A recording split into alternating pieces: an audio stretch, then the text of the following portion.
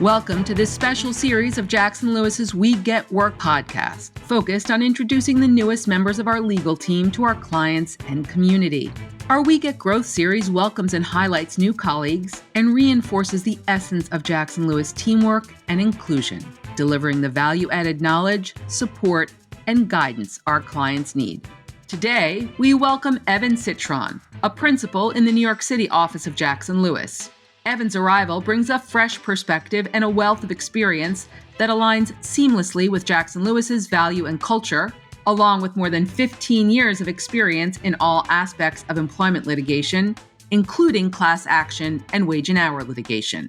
His practice focuses on representing employers in single and multi-plaintiff cases under anti-discrimination laws, as well as defending employers against wage and hour class and collective actions brought under the FLSA and various state laws. When asked, why Jackson Lewis, Evan answered that he's always been motivated by the human element of employment law, and he became very excited about the chance to join a talented group of lawyers whose passion for the law and people was aligned with his own.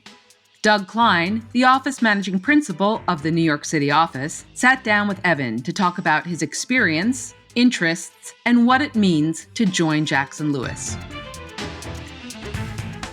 Well, Evan, I have to say it is truly a pleasure and an honor to be recording a podcast with you. When we spoke at length about you joining Jackson Lewis, I was reluctant to tell you that there would be a podcast included in the onboarding process, but here we are, and you have agreed to sit for this interview, so thank you and welcome. Begrudgingly. It's ironic that you might have been reluctant to share that with me, because I've since shared with you that my long game is for us to have a regular podcast together. Yes, and this is our test run, and we'll see if we succeed. So let's jump right in, because I know that the listeners are interested to know. Tell us a little bit about your background and your experience and why you chose to come to Jackson Lewis at this point in your career. Absolutely. After I graduated law school, I spent 6 years at Proskauer Rose, where I was a member of their litigation department, doing primarily complex commercial litigation. And after a 6-year stint there, I transitioned to Ogletree Deakins, where I spent nearly 11 years focused on employment litigation. And I so enjoyed the transition to employment litigation. I found the cases quite stimulating and colorful and challenging. I found a real sense of purpose in the work because there was a human element that I found far more accessible than that I'd found in the complex commercial litigation work I had done previously. And I very much enjoyed partnering with our clients and helping them navigate what's a very challenging, very fluid, constantly evolving landscape here in New York State and New York City. So I felt quite fortunate to build a practice in this area. Most of my work was wage hour, class and collective litigation, though I also did a significant amount of discrimination, retaliation, and harassment cases under those laws. And I also did some work in the Title III accessibility, architectural and website accessibility areas. So when we first started talking, I was very excited to hear about all that was happening at Jackson Lewis.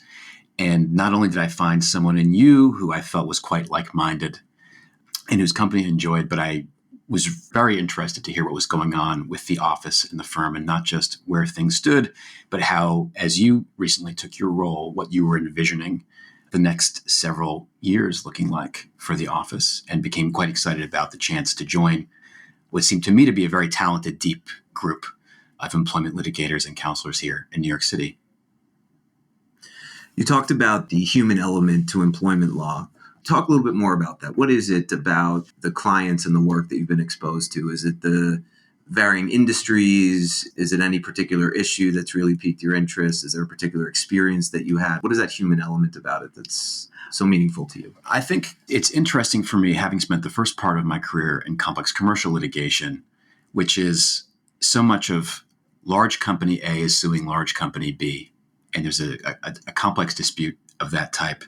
And although that work was challenging, because I think of the nature of the parties and the issues that I tended to be dealing with there, I did feel like there was a human element that was lost or was not as accessible to me. That disappeared once I started doing employment cases. To me, the human element is really ever present and accessible. It's not just the fact that most of the cases involve, individual, current or former employees of our clients, and getting acquainted with whatever was driving the nature of their claims there. But on our end, partnering with our clients, the HR folks, the in-house folks, working closely with them to get our arms around what was happening with these particular employees, how these claims arose, and not just in terms of dealing with litigation, but partnering with them and adapting to the ever-changing regulatory and legal scheme here in the state and city. It's a very fluid area. And I think working in employment gives you a much greater appreciation for the fact that all of the decisions we're doing are affecting people, not just in terms of a litigation that we're managing, but when we're counseling on laws that are changing rapidly, this is going to affect not just the companies that we work with, but the people with whom we built relationships, the HR folks, the in-house folks who are trying to make decisions, make sure that their companies are well situated to deal with these changes. And obviously, all of these changes are going to affect their employees and their workforces. So in that regard, I would say the human element. The human element. Yeah. Yeah. And in terms of the legal landscape in New York State, New York City, what are the issues you think that employers here should have top of mind in 2024?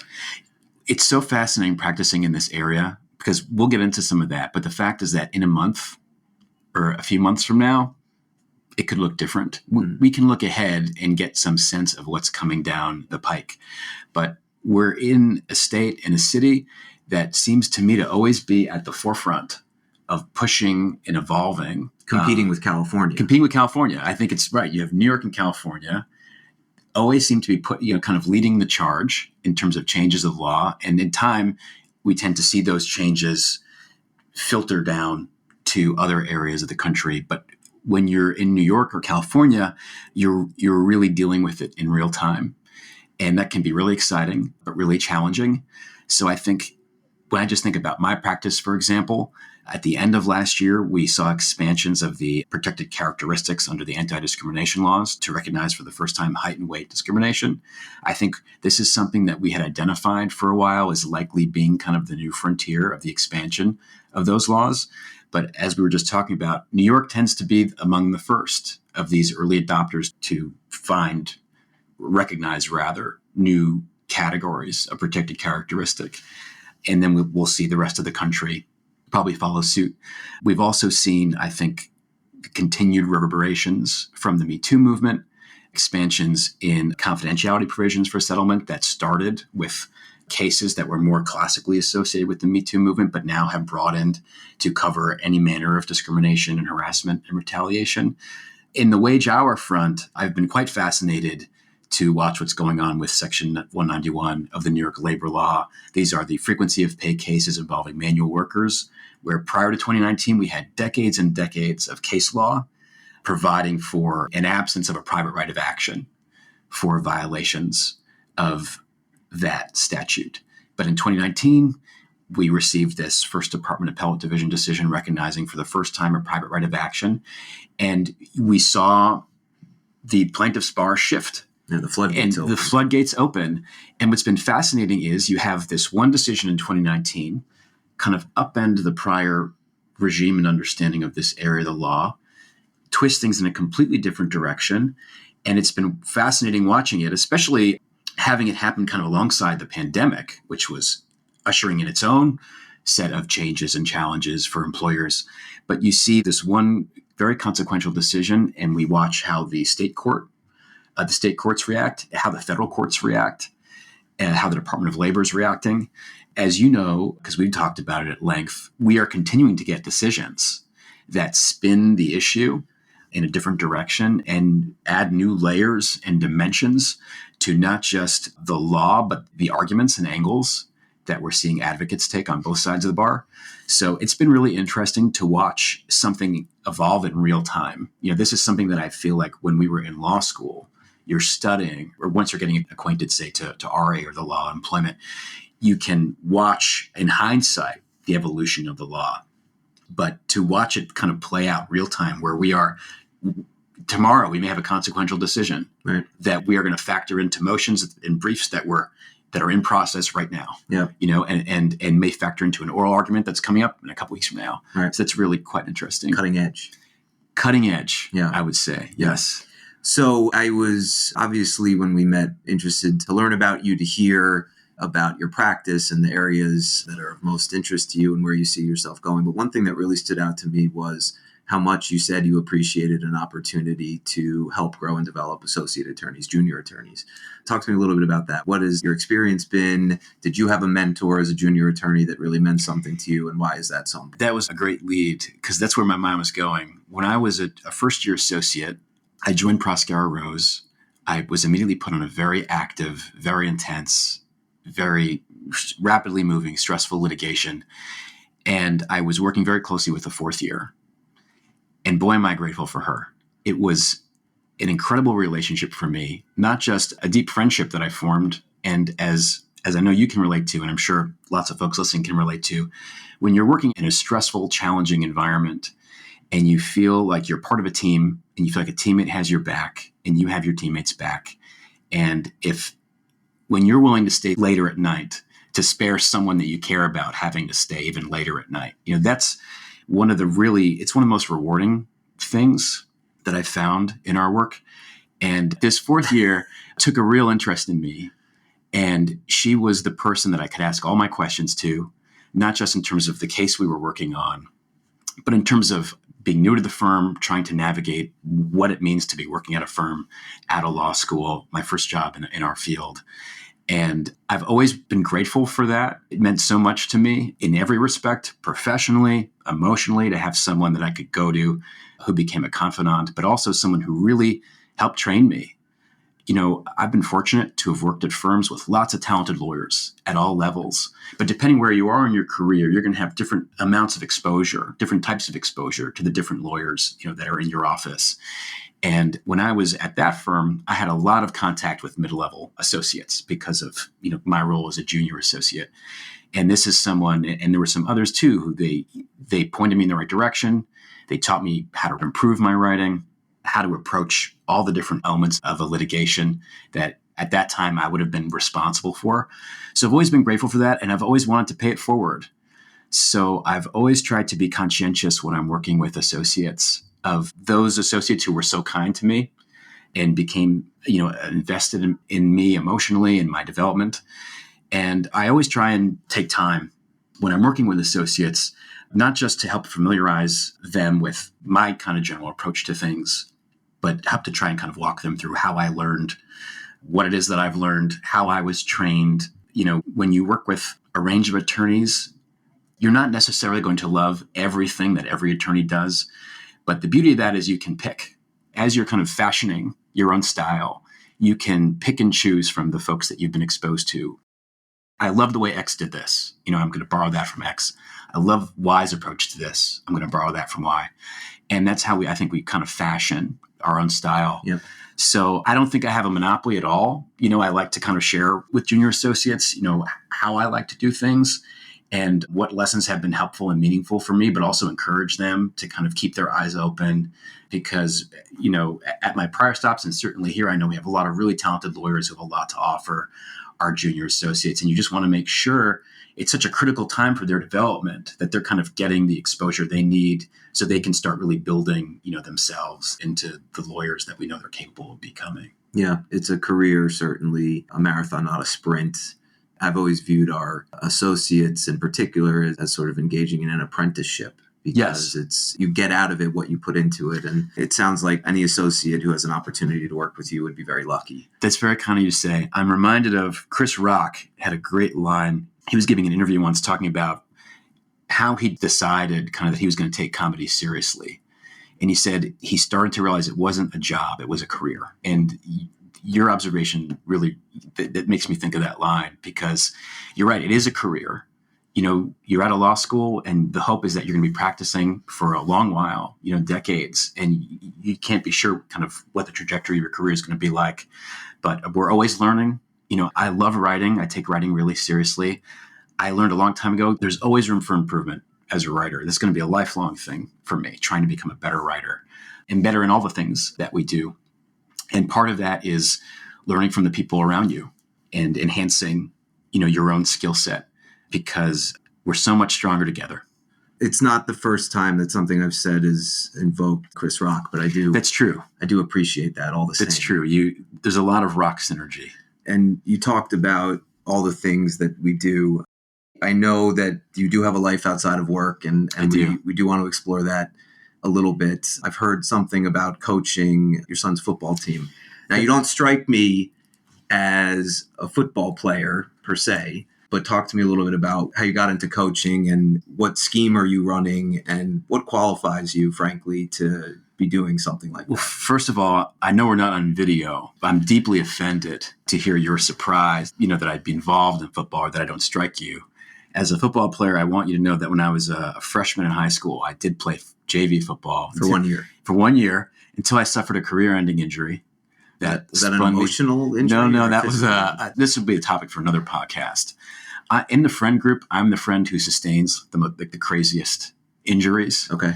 So I sustained an injury called a third-degree tendon avulsion that my father... Sounds made up. It sounds made up, but I went to see a hand specialist in my area, and he was a very experienced physician, said he had never seen that injury before. Wow. And I remember when he looked at the film, he said, "Now, how did you do that?" In any event, that spun me away from football, and I spent the rest of my high school career in theater. However, I learned a lot that 1 year, and I think that well-equipped me to coach my 11-year-old son's flag football team. As you might expect, Doug, I'm not a fire and brimstone taskmaster coach. Just like there are different styles of lawyering, there are different styles of coaches. I'm proud to say we had a great year, maybe not in terms of wins, but in terms of attitude and dedication. We didn't show much improvement, but the guys had a lot of fun. And I'm hopeful that next year we can eclipse the New York Jets win total, which should be a low bar. Right. You've been asked to come back next year? I have been asked. I've been asked to come back. I was shocked that at the end of our last game, several parents came up and kind of thanked me and asked me if I was going to be coaching again. Wow. Was not expecting those accolades, given our win total. Got it. But it certainly helped my self-esteem that day. That's good. That's good. Just a little bit on hobbies and interests. You mentioned theater. Is that something that you've maintained interest in, or? I love theater ever since fifth grade. I was a theater kid. It's so good for kids. I think about this a lot because I have an 11-year-old and a 7-year-old, and they're starting to express interests. And I realize some of them are like mine, but some are different. But thinking back to those ages, it's so good to be involved. And no matter what you're doing, whether it's sports or whether it's theater or whether it's Model UN or whether it's the chess club or something else, I think it's really important. I know that probably don't have tons of listeners in the 9 to 11 demo here. Not yet. But I often think back to extracurricular work that I was doing in junior high school and high school. And that's where I learned a lot about discipline. It's where I learned a lot about delayed gratification. It's where I learned a lot about teamwork and what it means to be a good teammate. And theater is particularly interesting because I spent a lot of time on stage. So when I have an oral argument, I can't help but kind of revisit monologues that I did in high school theater. Yeah. And there are some questions that I think are similar, which is who's the audience? And, what's the message? And what's the best, most impactful way for me to kind of relay the message? But I do love theater, and we're fortunate to live in New York City, so I love to see things when I can. And it's a real privilege to live in the city. I love the arts and the culture. And as you know, I'm a big movie and music guy, especially from our favorite decades, the 1980s and 1990s. I've heard that. Which is why I'm so frequently quoting the great cinematic and musical works of that golden era. What monologue would you say that you delivered that really stands out? That is a phenomenal question. I'm going to have to... I know you know the answer to that. Oh, I do know the answer.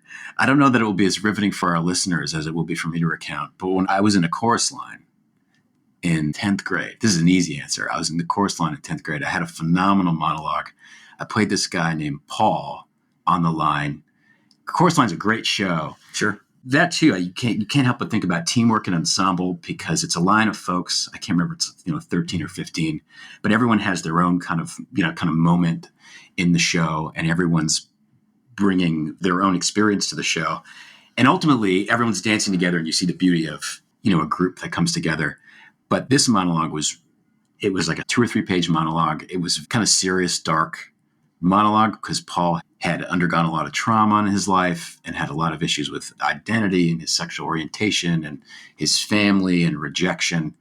So I was 15 years old, and I remember really kind of just grappling with the gravity of it.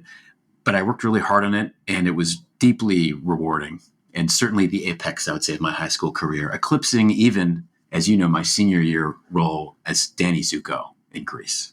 Right. How could anybody forget that? How could anyone forget Danny Zuko role. in Grease? Yeah. That sounds like a great memory, and it sounds like you did a great job. And you could state that monologue right now if you had to. I could do. That's a great question. Everybody's sitting on the edge of their seat right now wondering, is he going to do it? I have to sharpen it up a little bit. Okay. Well, we can do this again sometime. We can do it again. I think we can do a recurring, me revisit my theater glory. Yeah, no, my interest is piqued. Evan, with our last few moments here, I want to say something and then ask you a question. What I want to say is, welcome to Jackson Lewis. We are thrilled to have you here. I know what it took for you to make a career change at this point, and we're just thrilled to have you. And I think the sky is the limit for you here. So thank you for coming here. And we are going to be a much better place because we have you. And I believe that you are going to be much better off, and the sky's going to be the limit for you. So welcome. What do you want to achieve here? Where do you see yourself going in the next 5, 10, 15 years? What will be a successful, decision for you to join Jackson Lewis and a successful, fulfilling career for you? What does that look like? So first of all, I want to say thank you for those kind words and let you know, and all of our listeners know, who I hope become dedicated listeners once we, pivot this to a regular weekly, if not daily, podcast, how excited I am to be here and how grateful I am for the opportunity. It's been such a pleasure getting to know you and getting to know the other folks here in the office. And now over the past couple of weeks, I've gotten the chance to know some people outside the office. And I've just been so struck by the caliber of lawyer and people that you have here. So I'm really thrilled to be here. And I'm looking forward to, it's a great question. What I really want to do is reach my potential. And what that looks like, I don't quite know yet. I'm hoping that we can discover that together. But I knew to do that, I needed to be in a place like this one and partnering with people like you and the other members of our office. I think that the challenges in this area are steep. We talked earlier about how fluid this geographic area is, and of course, this area that we practice in is. And when you're litigating like we are in federal courts in New York and state courts in New York and before these agencies, in my view, you're litigating at the highest level, not just in terms of the folks that we work alongside here, but it's the highest caliber of jurists and the highest caliber of adversary. And I'm really thrilled about my whole life when I kind of visualized adulthood and my working existence. The thing that most excited me was working with a bunch of smart people who were hard workers and being part of a really talented team. And I'm thrilled to join a very talented team here. And I'm looking forward to growing my practice and contributing to what I think is going to be what is and will continue to be a phenomenal office here.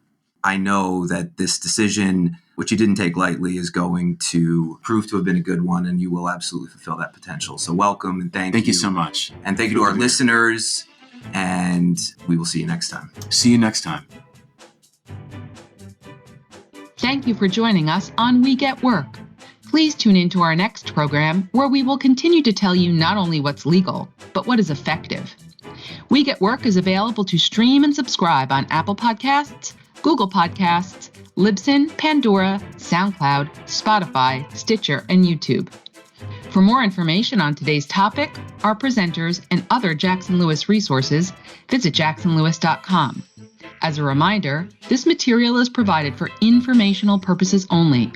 It is not intended to constitute legal advice, nor does it create a client-lawyer relationship between Jackson Lewis and any recipient.